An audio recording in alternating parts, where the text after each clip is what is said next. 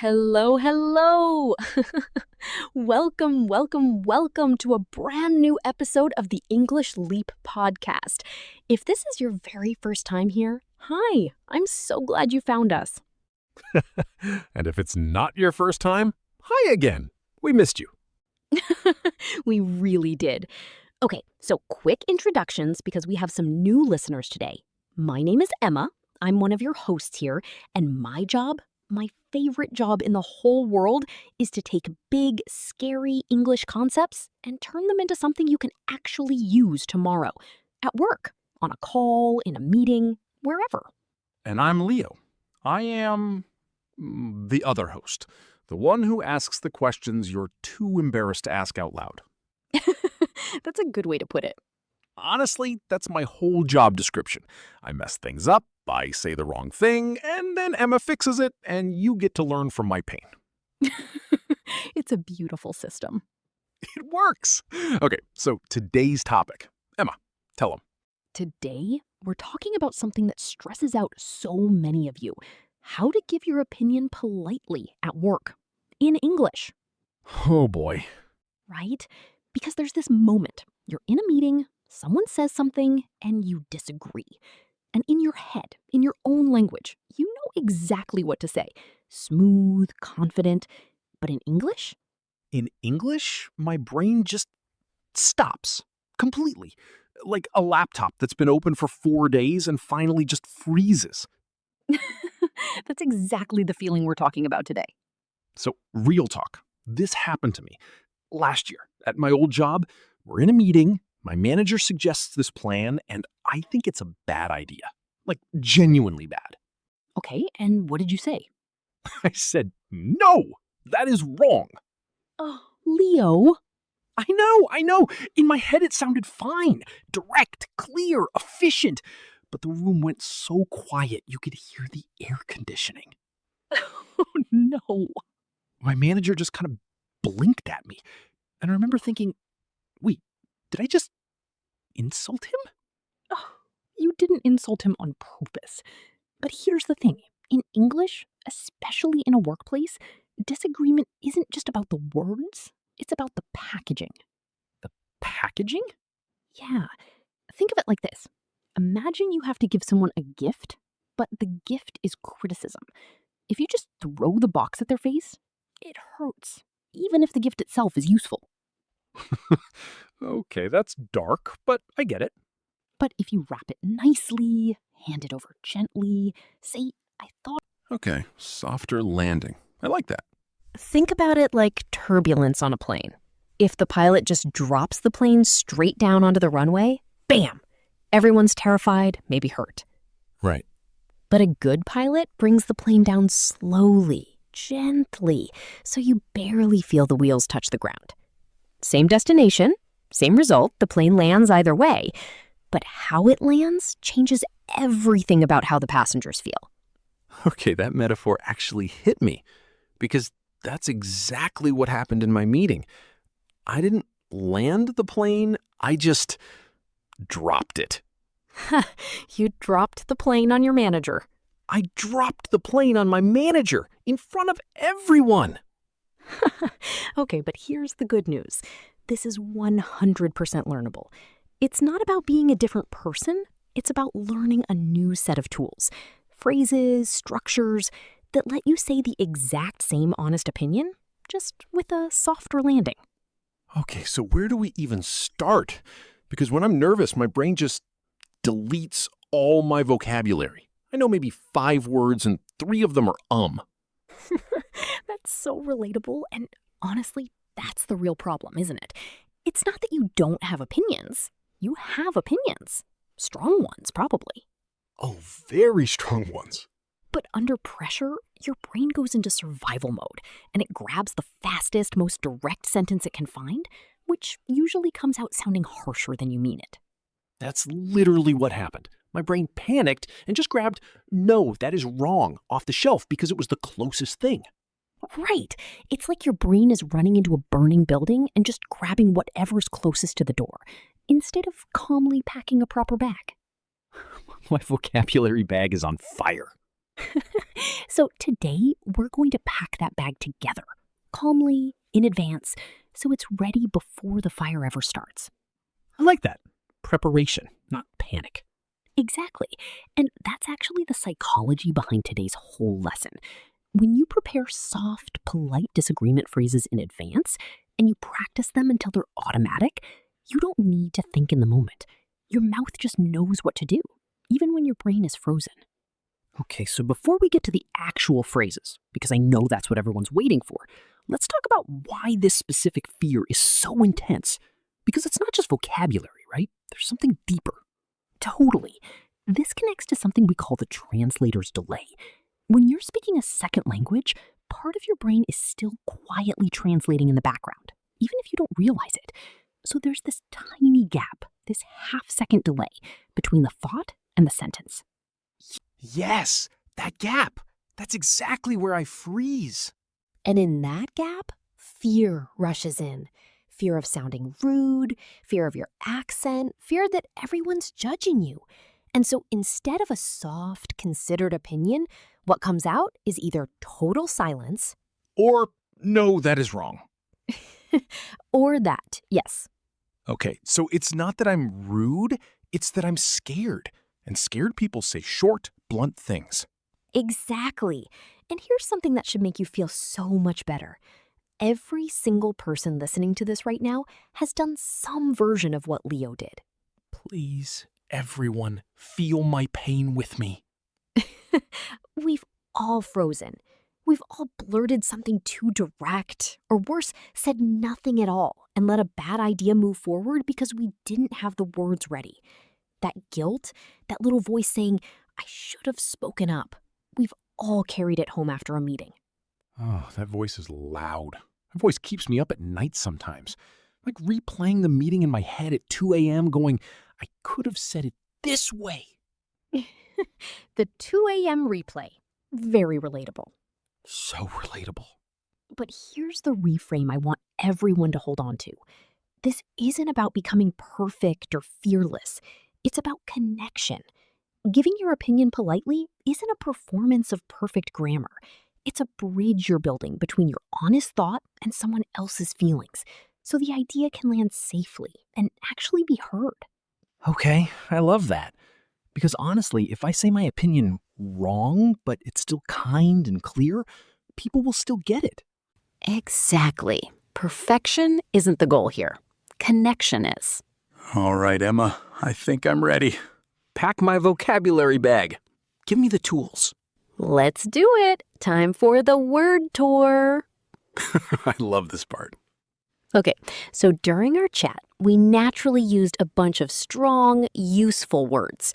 Let's slow down and unpack them, one at a time. Vocabulary bag officially opening. First word, blunt. Blunt. B-L-U-N-T. Blunt means saying something in a very direct, sometimes harsh way, without softening it. So basically me in that meeting. Exactly, you in that meeting. Example 1. His feedback was so blunt that she felt hurt. Example 2. I don't want to be blunt, but I think we should change the plan. Ooh, I don't want to be blunt, but that's actually a great little starter phrase. It really is, and we'll come back to phrases like that in a minute. Word number 2. To soften. To soften. This means to make something less harsh, less severe, gentler. Like softening the landing of the plane? Exactly like that. Example 1. She softened her criticism by starting with something positive. Example 2. Try to soften your tone when you disagree with a client. Okay, that one's going straight into my daily vocabulary. Word number 3. Diplomatic. Diplomatic. This describes someone who's careful and tactful when dealing with sensitive situations, especially disagreements. Ah, the opposite of me dropping the plane. Precisely. Example 1. She gave a very diplomatic answer that didn't upset anyone. Example 2. Being diplomatic doesn't mean avoiding the truth. It means delivering it carefully. I like that second example a lot, actually. It kind of sums up the whole episode. It really does. Word number 4, to push back. This is a phrasal verb meaning to disagree with or resist an idea, usually respectfully. Oh, I used this one already, actually. Good. Example 1. I pushed back on the deadline because I thought it was unrealistic. Example 2. It's okay to push back respectfully if you disagree with your manager. Push back respectfully. That combo feels powerful. It really is a workplace essential. Word number 5. Tact. Tact. This is the noun form, meaning the skill of dealing with difficult situations without upsetting people. So tact is like emotional GPS? I love that. Yes, tact helps you navigate tricky conversations without crashing. Example 1. She handled the disagreement with great tact. Example 2. It takes tact to tell your boss you disagree without sounding rude. Okay, tact, noted. And one more word, right? You said 5 or 6? Yes, last one, to reframe.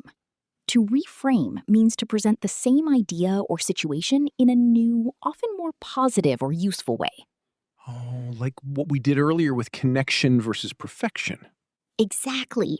That was a reframe in action. Example 1. Instead of saying the plan failed, let's reframe it as a learning experience. Example 2. Can we reframe this feedback so it sounds more constructive? Okay, so quick recap for my brain. We've got blunt to soften, diplomatic to push back, tact, and to reframe. Perfect recap. 6 strong words, ready to use. My vocabulary bag is looking pretty packed now. And now, let's actually use these tools. Time for everyone's favorite segment. Say it better. Okay, so here's how this works. I'm going to give the heavy, overly direct sentence that a lot of learners naturally reach for. Then we transform it into something more natural and cushioned. I'm ready. Emotionally prepared this time. Heavy sentence number 1. No, that is wrong. Personal callback. I know. Let's fix it.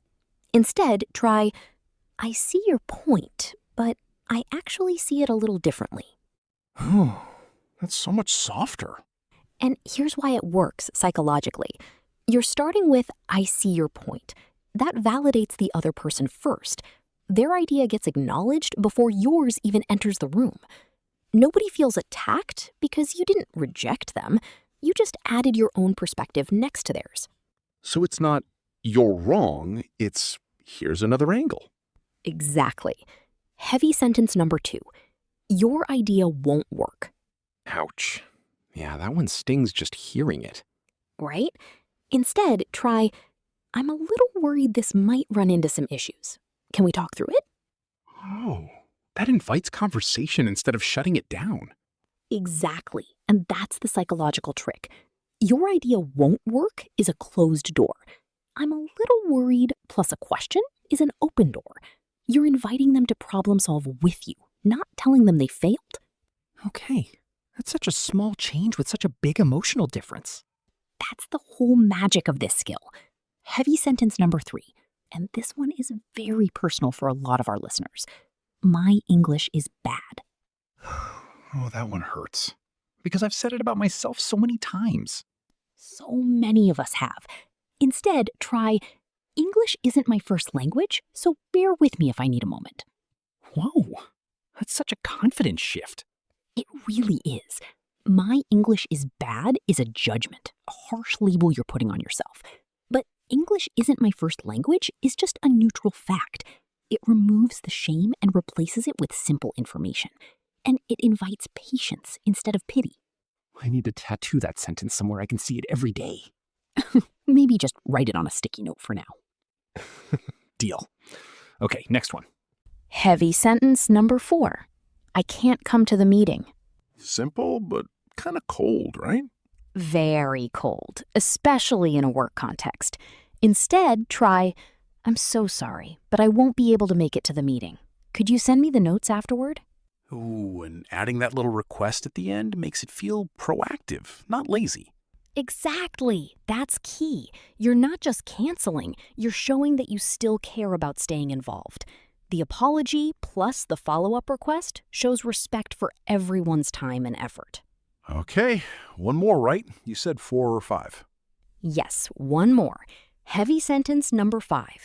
I disagree with you. Very blunt, very direct. Very blunt, very direct, yes. Instead, try, I understand where you're coming from, though I might lean toward a different approach. That lean toward phrase is so smooth.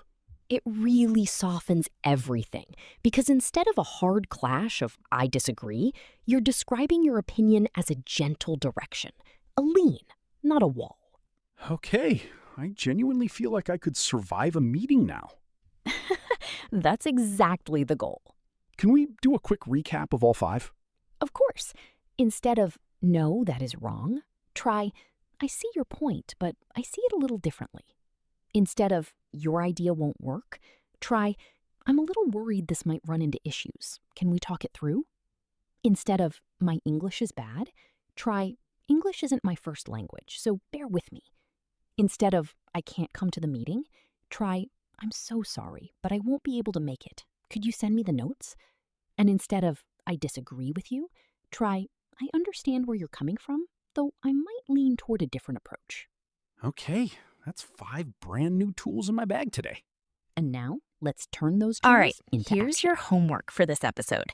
And I promise it's small, specific, and honestly, kind of fun. Give it to us. Pick one sentence you would normally say too bluntly at work, or even in daily life, and rewrite it using one of today's soft landing structures. Then post it in the comments below, starting with the words, I'm so sorry, but... Oh, I like that it's so specific. Not practice more English, just one sentence. Exactly. That's the whole point of a microaction. Small enough that there's zero excuse not to do it, but real enough that it actually builds the habit. Okay, I'm actually going to do this one. My sentence would probably be something about my last meeting disaster.